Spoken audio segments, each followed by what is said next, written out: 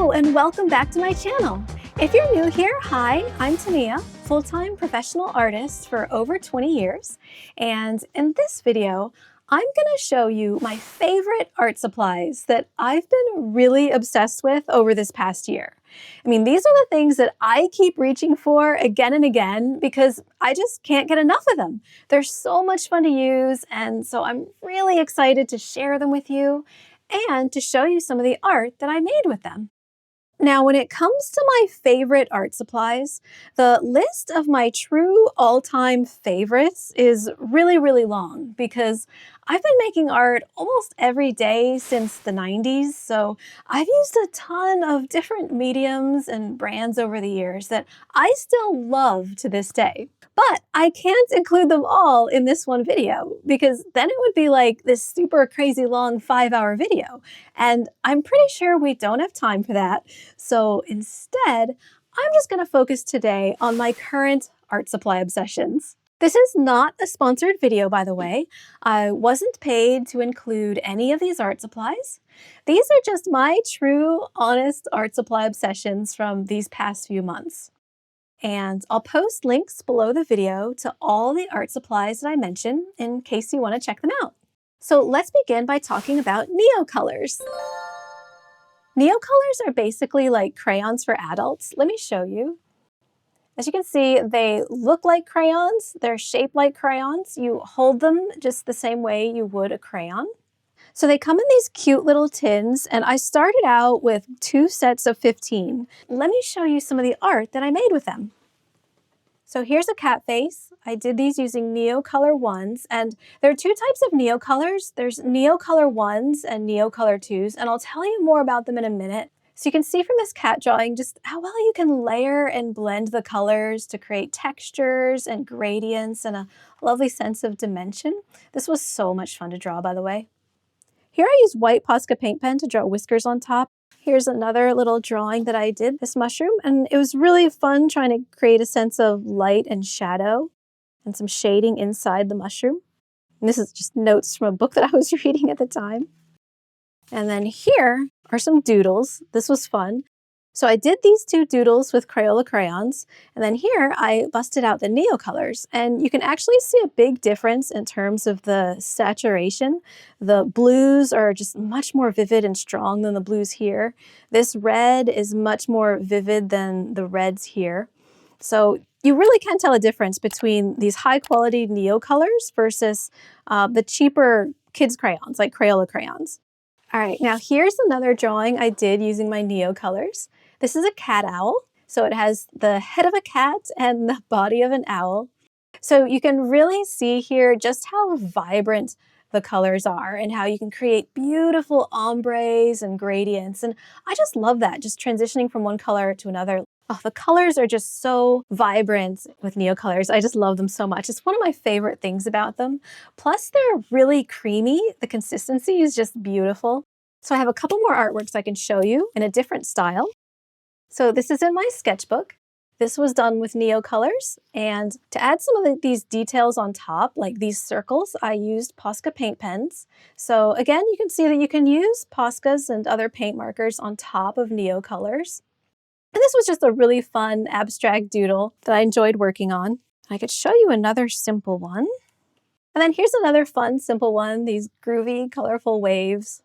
And as you can see from this, you don't have to blend your Neocolors. You can totally just use them flat, and you can still create cool effects and cool artwork, just using them as they are, without blending, without shading, or anything like that. Okay, so what I love about these, I've already mentioned some of the things, like they're super pigmented, they're vibrant, they're creamy. The color lays down very quickly. That's actually one of my favorite things about it, is because if you're used to working with colored pencils, then you know that it can take a lot of time to fill in a space with colored pencils sometimes because the tip of the pencil is just so much thinner. But here, because it's shaped like a crayon, you have a lot more of the pigment exposed to work with. So you can use it from the very tip, you can use it from the side. And the reason why it's so important for me nowadays to be able to lay down color quickly is the older I get, the more I realize that time is finite. I don't have time to just sit and spend like 8 hours or 12 hours on a drawing anymore. I mean, as much as I would love to, I love nothing more than to get immersed in an artwork and just get into the flow and stuff. But sometimes you just want to create art more quickly because it's more satisfying to finish something quickly, and also enables you to be more productive. So colored pencils can take forever. So I really love the fact that I can use Neocolors much more quickly than colored pencils. And because you can use them quickly, it's great for laying down large areas of colors like backgrounds, but they can be sharpened, so they're also really great for details. Like, as you can see, there's some sharp details here in the ears and here with a little flower in the center. And then of course in this cat that I showed you, which it's pretty detailed. So it's possible to do both large areas quickly and to do tight details. And so I love that versatility about them. And as you can see here, you can also sharpen them to a fine point. So you can use them kind of like a colored pencil. I find that they do get duller much more quickly than a colored pencil though. So I actually prefer to use them more when the tips are like this, when they're more rounded and not as pointy, because it doesn't take long for this pointy tip to actually become more rounded and dull like this one. Okay, now I mentioned that there were two types of Neocolors. There's Neocolor 1 and Neocolor 2. They're very, very similar, and you can actually use them interchangeably, but there is one really big difference, and that is that Neocolor 2s are water-soluble, whereas Neocolor 1s are not. Okay, so here's what I mean by that. So here I'm laying down Neocolor 1s. These are the ones that are not water-soluble. And this is the same color, but in Neocolor 2s. Now these are water soluble. So you can see that when you lay them down dry, they look just about identical, like literally that look the same. The big difference comes when you add water. So here I'm adding water to Neocolor 1s and nothing at all is happening. It looks exactly the same. But now I'll add water to the Neocolor 2s. And check that out. The binder dissolves and the pigment spreads and it becomes like a paint. It literally is like watercolor. And so this makes Neocolor 2s more versatile. You can create different effects with them that you can't do with the Neocolor 1s. And of course, with the Neocolor 1s, you can use solvents just like you would with colored pencils and create similar effects. But I like that with Neocolor 2s, this watercolor effect, it's just built into it. So there you go. And that's the difference between Neocolor 1 and Neocolor 2. So when I first got interested in Neocolors, I didn't know if I was going to enjoy the Neocolor 1s more or the Neocolor 2s more. So that's why I bought two sets, just to try them both out. And for some reason, I started out using the Neocolor 1s more. So I bought more of those open stock and I put them in this handy little case. So these are currently all the Neocolor 1s that I have. So I'll also link to this case below, by the way, because it's super duper handy. Before I put the Neocolors in it, I actually had colored pencils in it, but then I needed a place to put all my extra Neocolors, so they ended up going in here. Another difference between Neocolor 1 and Neocolor 2 is that Neocolor 2, the water-soluble ones, they have a bigger color range, a wider color range that comes in 84 colors, whereas the Neocolor 1s come in 40 colors. Plus there are also 8 metallic ones. So my goal next actually is to collect all the Neocolor 2s because I do want all the colors and I do really look forward to trying out the water-soluble aspect of it because I think that sounds really fun. But I can definitely see myself using both the Neocolor 1s and the Neocolor 2s as time goes on because they're just so fun to work with. So the next awesome art supply that I'm totally obsessed with that I want to talk about are Derwent Inktense. So I started out with this set of 12, but then I love them so much I bought a bunch of them open stock, and so now I keep them in this little handy mug. These are all my Derwent Inktense pencils. They're so pretty. Let me show you the colors that I have. I counted them up. I think it's 24. And you can see that they are also very vibrant. Just like the Neocolors are vibrant, they are just beautiful and they're so fun to work with. Now, the cool thing about Derwent Inktense is that they are water soluble. So you can use them dry like a colored pencil, or you can add water and then the binder dissolves, the pigment spreads, and it's like you're working with paint. Both ways of working with them are really satisfying. So let me show you some art that I made with them. Let's start with this cat. This was actually my first ever Derwent Inktense drawing, and I had so much fun with this. I used a reference photo off of Pixabay, I think it was, and I was really interested in experimenting with texture and layering and blending. And this actually is about 3 or 4 layers of Inktense pencils. Let me know if you're interested in a tutorial of using Derwent Inktense because it really is a cool medium to work with. Now, let me just show you Derwent Inktense in action real quick. So here's how it is when you just lay it down. As you can see, it's just like a colored pencil. Then you add water, and here's where the magic happens. Now look at that. Look how vibrant it becomes, and look how well the pigment spreads. The binder is what holds it together, but when you add water, it dissolves the binder, releasing the paint. So Derwent Inktense pencils, they're actually very, very similar to watercolor pencils. The big difference is, and this is a huge difference, Derwent Inktense pencils dry permanent. If you use watercolor or watercolor pencils, then you know that they always can be reactivated with water. The thing about Derwent Inktense though is that once they're dry, that color is not going to budge. You can add more water on top and it won't reactivate that layer.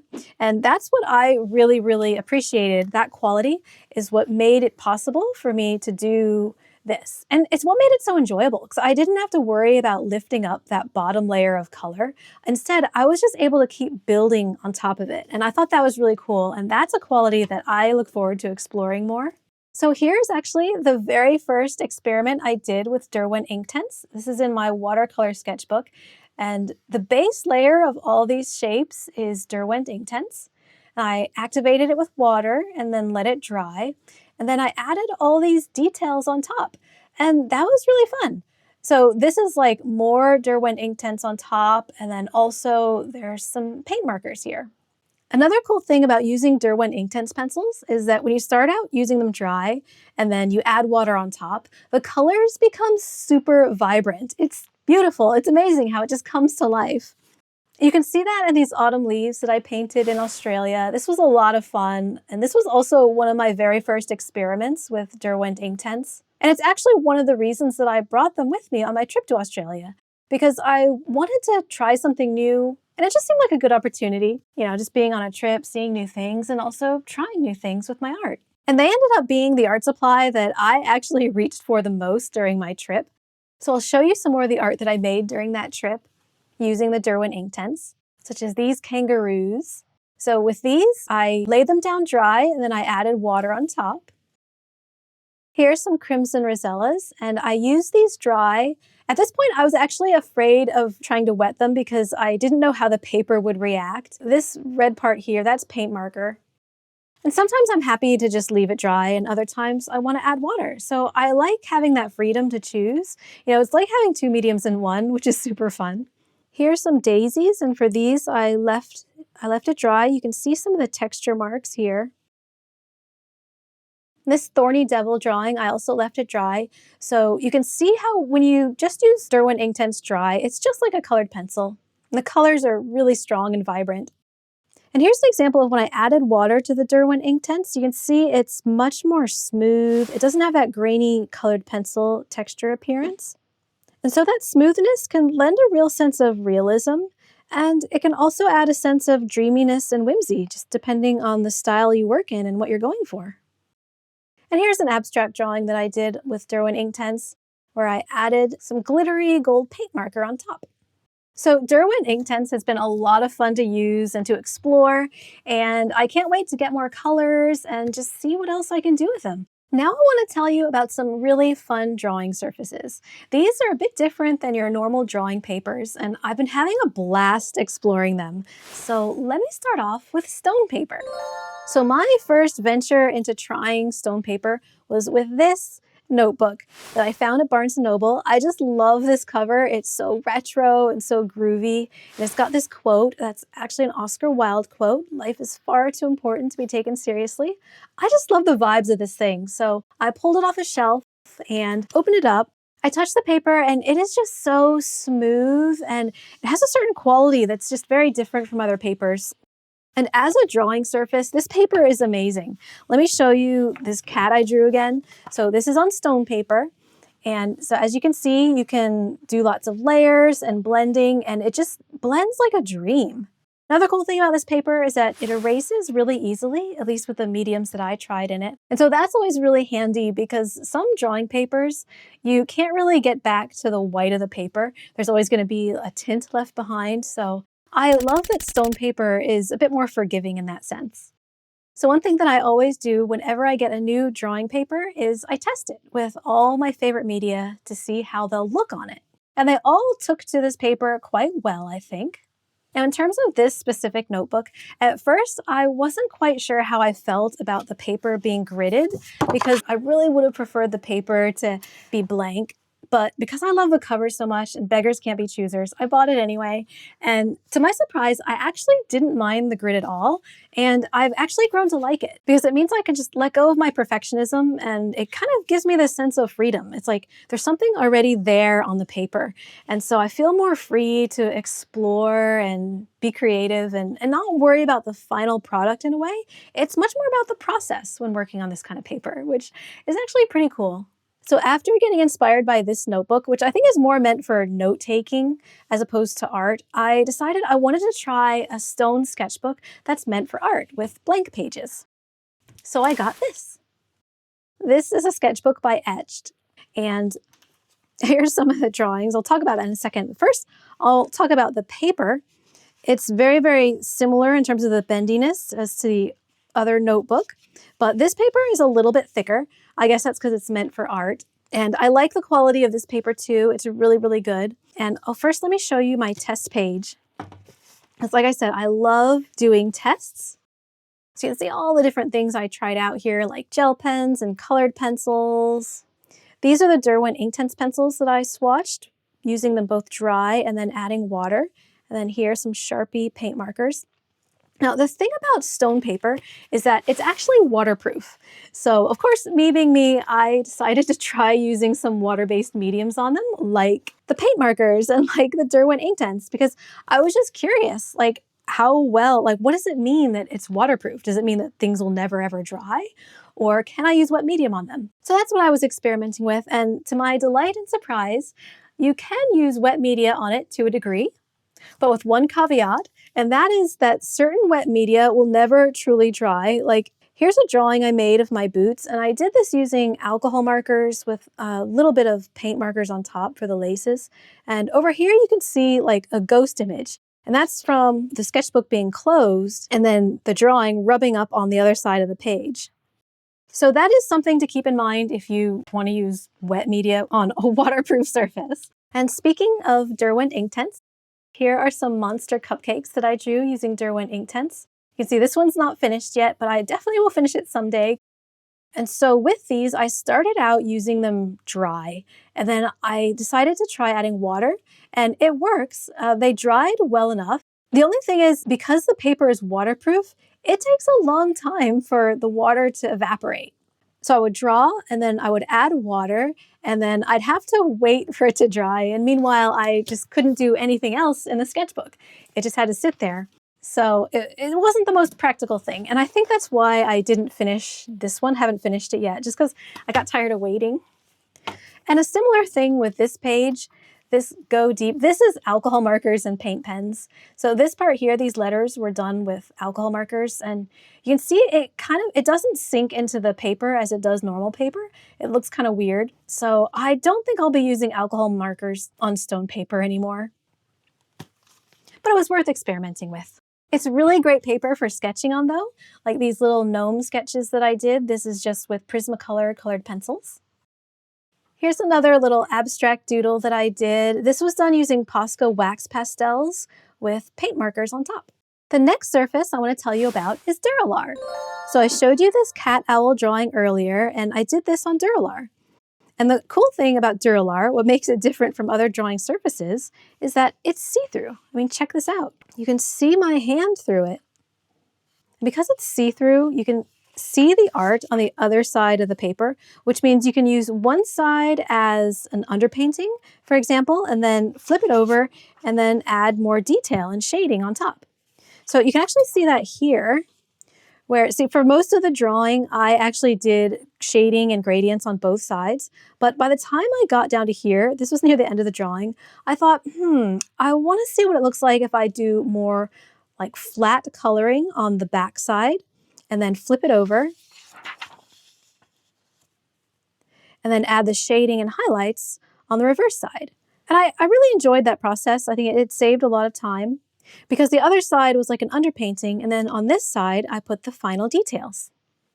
Dura-Lar is basically a drafting film, and it's really smooth. It has this beautiful surface to work on with dry media like colored pencils or Neocolors. Most drawing papers have a texture or graininess to them where you can see the tooth of the paper underneath or in between the colored pencil marks, but with Dura-Lar, you don't get that. So you can create like really smooth effects, and that's something that I find really cool about using Dura-Lar. Plus that smoothness makes it really easy to erase on it, so that's cool. And another thing I like about it is that because it's see-through, you can easily place a sheet of Dura-Lar on top of your reference image or your line art or a coloring page or your sketch, and then you can easily trace it. So you don't need a light box or a projector or transfer paper. So that's really convenient. I've actually done 2 videos on my channel where I created art using Dura-Lar, and one of them is where I created this cat bat. So that's a long form video about Dura-Lar, and it provides a good introduction to what it's like to work on it and how to use it. And I also did a short where I drew this cute little fox wearing a beret. The next art supply I want to talk about is Printable Canvas. Now this is super fun if you're into adult coloring because what you can do is print out the line art onto canvas and then color it in using paint markers. This is really cool because if you use paint markers on regular paper, it can often tear the paper or fray it a little bit, or the paint just soaks through the paper too much that the paper buckles and warps. But you don't have any of those problems when you use Printable Canvas. So let me show you some examples.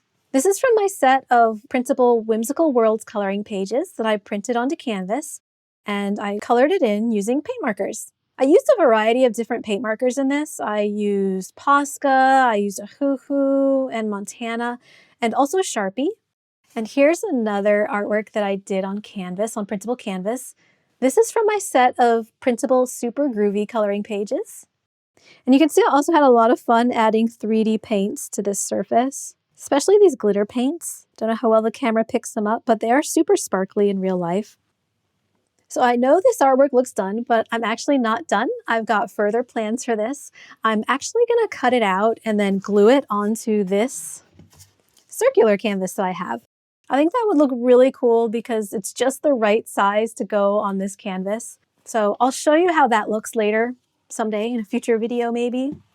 I think Printable Canvas is actually meant for printing photographs or artwork onto, as opposed to actually making art on the printable canvas. But I found that it works really well for use with paint markers. It's just so fun.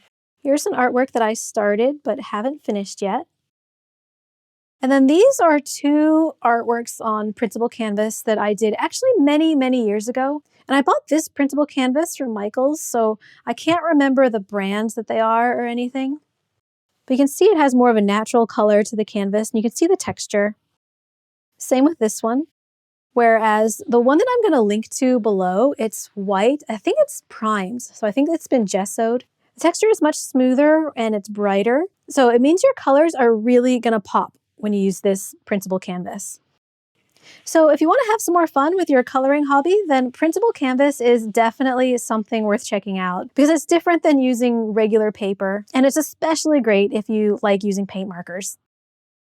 Now, speaking of paint markers, I've just started using this set of 80 ENMY Ink Control acrylic markers. They come in this handy carrying case. And here you can see the 80 colors. And here's what they look like. They have a thin barrel, which I really like. It makes them really comfortable. And these are brush tips. And the brush tips are actually really, really great because you can create some really painterly effects with them, which is super fun. So here is an artwork that I just started doing with these ENMY paint markers. This is a Christmas box that I drew for my set of printable Christmas animals coloring pages, and I transferred the line art onto ENMY paint marker paper. And this paper has honestly been a dream to work on. Because as I said before, a lot of papers, if not most papers, if you use them with paint markers, then the paper starts to fray or get torn, or it buckles because it just can't handle the amount of moisture that's in the paint markers. But that does not happen at all with this ENMY paint marker paper. So here's the ENMY paint marker paper, and as you can see, it's 100% cotton, which is pretty cool. And it is specifically meant for use with acrylic markers. So like I mentioned, I only just started using these ENMY paint markers, but so far I'm really enjoying them. So the first thing I always do when I get a new art supply is swatch them. And these ENMY paint markers come with this cardboard swatch card. So you can see that there's a lovely range of colors. There's the warm colors, and then transitioning to the cool colors, and a few neutrals. The other thing that I really like to do whenever I get new paint markers is see how they look on black paper, because that tells you right away how opaque they are. And to me personally, it's pretty important that paint markers be opaque because I want them to be able to cover over other colors, just like you can with regular acrylics. So I did this swatch test, and here is how they look on black paper. As you can see, they did pretty well. So for each color, I layered it twice. So for example, here with RY1, the top here, that's just with one layer of RY1 on the black paper. Then I let that dry, and then I added another layer of RY1, and you can see it makes it more opaque. So I found that with these ENMY paint markers, it only takes 2 layers of paint marker to make it truly opaque on black paper. And that's actually pretty good. There are some brands like Posca where I can get it fully opaque with just 1 layer on black paper. And so Posca kind of sets the benchmark for me for other paint markers in terms of how opaque they are. So since I only just started using this set, like in the past couple weeks, I can't yet speak to the longevity of the paint markers, like how long will the markers last before they run out. I can't tell you whether or not the nibs will dry out quickly. I don't know yet. I'll keep you posted. So far, so good. And full disclosure, ENMY sent me these paint markers and the paint marker paper for free with no strings attached, just for me to try out. No obligation to post or review or do anything like that. And so that freed me up to just use the markers in my own time and to see what I think about them. And like I said, so far, I really love them, and I'll definitely keep you posted with how I go with them, because I'm definitely gonna be making a lot more art with them because they are just super fun to work with. Now there is one more paper type that I want to tell you about, and that's this Ohuhu Bleedproof marker paper. So Ohuhu sent me this sketchbook last year, and again, it was the same arrangement, no strings attached, no obligation whatsoever, and I have honestly really been enjoying using this paper. Here are some portraits I did with alcohol markers on the bottom and colored pencils on top. Here I was just experimenting with doing just different colors, kind of like a spacey alien kind of vibe, maybe. You can actually watch me draw this cat on my channel. That was my experiment with creating an ASMR video. And now the cool thing about the Bleedproof marker paper is that it's bleedproof. So what that means is you can see how saturated this is with color, but when you flip it over to the other side, there's nothing there. There's no color. And that is frankly really, really awesome, especially when you're using alcohol markers, because they are notorious for bleeding through paper. So the benefit of having this bleed-proof paper, especially in a sketchbook, is that you can use both sides of the paper. So you get like double the amount of paper than you would if you could only use the front side. And I find that it works well with other media as well. Like this is done with Ohuhu paint markers. And even though paint markers can warp and buckle the paper, I didn't really have a problem with that with this artwork. And you can also sketch on it using dry media, which is another fun way to use this paper. Now, in terms of how this Ohuhu marker paper doesn't bleed through, let me show you an example of paper that does bleed through. That's in this Copic paper selection sketchbook. I actually drew this owl on my channel as well, so you can check out that video if you want to see how I drew this using alcohol markers. So let me flip it over and show you how it looks on the other side. Yep, there is total bleed through. Technically, it's called ghosting when you can see the ink on the reverse side of the paper. It's like a ghost image. This paper is really great, by the way. It's beautiful to work on. It's just more expensive, just like Copic tends to be more expensive than Ohuhu. But honestly, I do still recommend it if you're into Copic and you don't mind the extra price tag. There are actually many, many more art supplies that I could talk about that I totally love.